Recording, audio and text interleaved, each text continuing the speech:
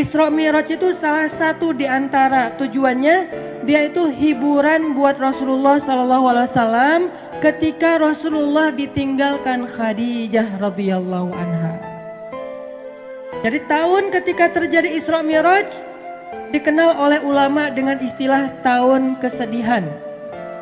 Kenapa disebut tahun kesedihan? Karena pada tahun itu Rasulullah SAW mengalami banyak ujian-ujian yang berat.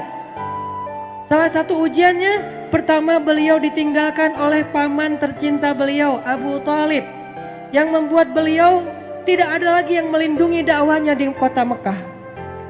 Udah gitu ditinggalkan lagi oleh istrinya yang selama ini banyak sekali berkorban dan mensupport dakwah Nabi, yaitu Khadijah radhiyallahu anha. Ini luar biasa, Abu Thalib pergi, Khadijah pergi. Di tahun yang sama, orang-orang kafir Quraisy merencanakan untuk membunuh Rasulullah SAW, sehingga Rasul harus lari ke Taif. Baru lari ke Taif, berharap di Taif diterima sama keluarga besar ibunya beliau, Aminah. Ternyata di Taif kita tahu cerita yang luar biasa tragis. Nabi dikejar-kejar seharian, dilemparin batu, kemudian disorakin kayak maling, sehingga Nabi keluar masuk kebun kurma bersembunyi. Ketahuan lari lagi, sembunyi lagi, ketahuan lari lagi, sampai jidat Nabi itu kena lemparan batu dan berdarah. Seharian Nabi berlari karena dikejar-kejar sama orang di Taif. Di Taif beliau diusir. Akhirnya Rasulullah SAW diam-diam masuk ke kota Mekah. Ya Rabbi, kemana saya harus pergi ya Allah? Sujud Nabi panjang di Ka'bah. Sampai setelah selesai sholat, Nabi lelah seharian karena pelipis beliau juga berdarah.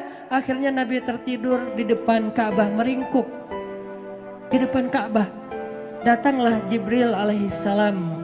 Kemudian malaikat Jibril memanggil Rasulullah SAW sembari duduk di sebelah beliau dengan panggilan kasih sayang, dengan panggilan yang kasihan.